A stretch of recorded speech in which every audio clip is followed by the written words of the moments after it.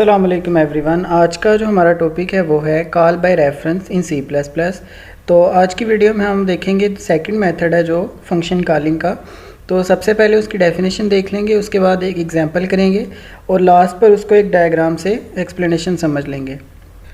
तो सबसे पहले इसकी डेफिनेशन देख लेते हैं। When used as parameter reference variables allow a function to access the parameters original argument, changes to the parameter are also made to the argument.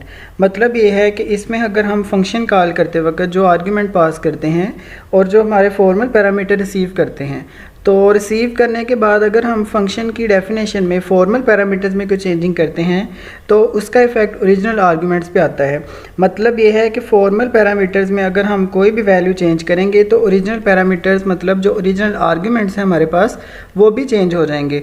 जो call by value का method था उसमें फॉर्मल पैरामीटर्स में changing करने से actual पे कोई effect नहीं पड़ता, लेकिन यहाँ पर फॉर्मल पैरामीटर्स में चेंजिंग करने से C++ provides a special type of variable called a reference variable that when used as function parameter allow access to the original argument।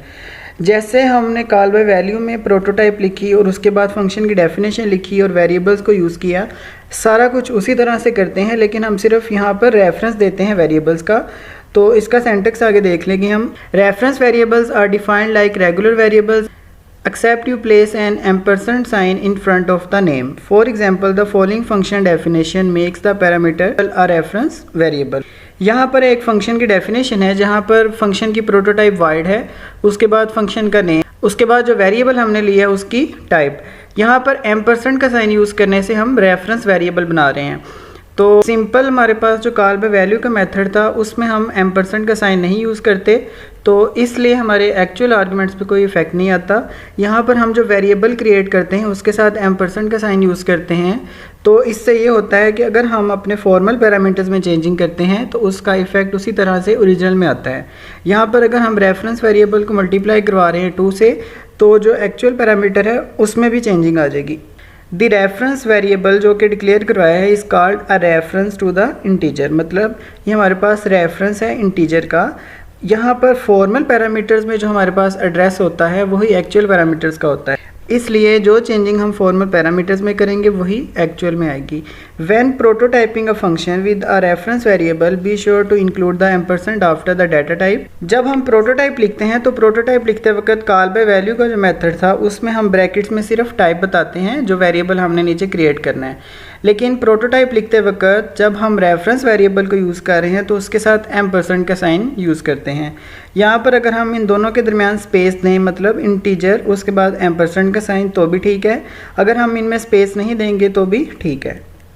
अब हम एक एग्जांपल देख लेते हैं। तो प्रोग्राम को स्टार्ट करते हैं हेडर फाइल से।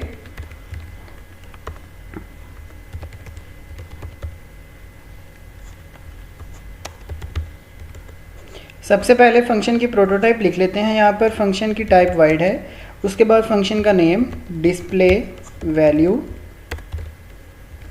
और हमने 2 वेरिएबल्स ले लिए हैं तो इसलिए हम क्या करेंगे, इंटीजर एम्परसेंड का साइन और उसके बाद एक दफ़ा दोबारा से इस तरह। ये फंक्शन की प्रोटोटाइप। उसके बाद मेन फंक्शन स्टार्ट करते हैं। मेन में आने के बाद हम 2 वेरिएबल्स लेते हैं, इंटीजर ए और बी। ए को वैल्यू में देता हूँ 2 और बी को 3। उसके बाद फंक्शन को कॉल करते हैं डिस्प्ले वैल्यू।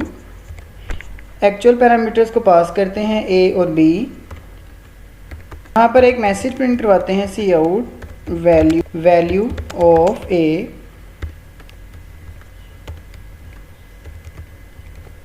इसी तरह से वैल्यू ऑफ बी भी प्रिंट करवाते हैं, वैल्यू ऑफ बी।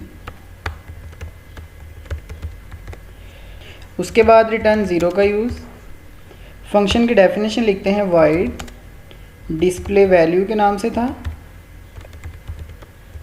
उसके बाद इंटीजर एम्परसेंड का साइन और साथ एक वेरिएबल का नेम x, इसी तरह से सेकंड। फंक्शन की डेफिनेशन में भी हम उसी तरह से सी आउट वैल्यू ऑफ x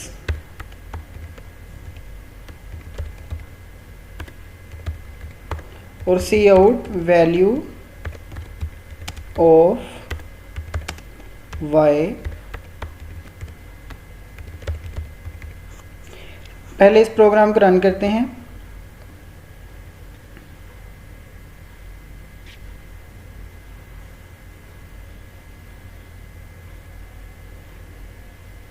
तो वैल्यू ऑफ x हमारे पास 2, उसके बाद वैल्यू ऑफ y 3, तो दोबारा से value of a and b उसी तरह से 2 एंड 3 मिलेगी। लेकिन यहाँ पर आके हम अपने फॉर्मल पैरामीटर्स में चेंजिंग करते हैं। यहाँ पर मैं x को वैल्यू देता हूँ 5 और y की वैल्यू हम कर देते हैं 7। दोबारा से इस प्रोग्राम को रन करते हैं। तो अब इसका रिज़ल्ट देख लें।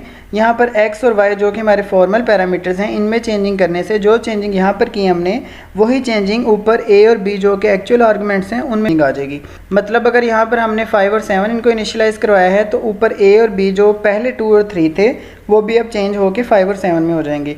तो ये मेमोरी में किस तरह से चेंजिंग होती है अब इसको देख लेते हैं। तो ये हमारे पास एक प्रोग्राम की एग्जाम्पल है। सबसे पहले हमारे पास मेन फंक्शन है जहाँ पर हमने फंक्शन को कॉल करना है एक्चुअल पैरामीटर पास करके। उसके बाद a वेरिएबल डिक्लेयर करवाया जिसको हमने वैल्यू दी 2। इसी तरह से एक वेरिएबल लिया हमने b, उसमें वैल्यू दी 3। उसके बाद जो हमारा प्रोग्राम के अंदर सम का फंक्शन था, सम के फंक्शन की डेफिनेशन में हमने x को वैल्यू दी उसी तरह से 2। पहली दफ़ा जब हमने प्रोग्राम को रन किया था तो उसमें हमने कोई चेंजिंग नहीं की थी, इसलिए 2 उसी तरह से कॉपी हो जाएगा यहाँ पर।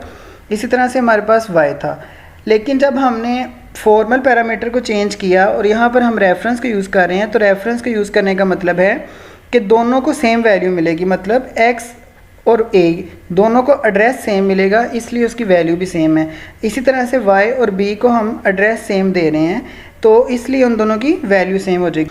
तो यहाँ पर जो एड्रेस x का है और जो एड्रेस y का है वही अब a और b का हो जाएगा, इसलिए जो चेंजिंग x में करेंगे वही a में आ जाएगी। क्यों? उन दोनों का एड्रेस सेम है। उसके बाद अगर हम यहाँ पर चेंजिंग करते हैं, मतलब x में 2 ऐड करते हैं तो 4 हो जाएगा।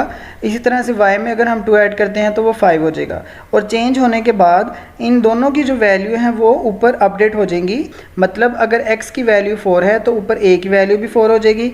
इसी तरह से हमने जब y की वैल्यू चेंज की वो 5 हो जाएगी और b में भी 5 अपडेट हो जाएगी। तो ये थी हमारी आज की वीडियो जिसमें हमने ये देखा कि किस तरह से रेफरेंस वेरिएबल्स को यूज़ किया जाता है। रेफरेंस वेरिएबल को यूज़ करने से जो चेंजिंग फॉर्मल पैरामीटर्स में की जाती है वही चेंजिंग हमारी एक्चुअल पैरामीटर्स में होती है। क्योंकि उन दोनों का एड्रेस सेम होता है, इसलिए उसमें चेंजिंग करने से एक्चुअल पैरामीटर्स भी चेंज हो जाते हैं। जो हमारी नेक्स्ट वीडियो है उसमें हम देखेंगे कि कॉल बाय एड्रेस क्या होता है। तब तक के लिए अल्लाह हाफिज़।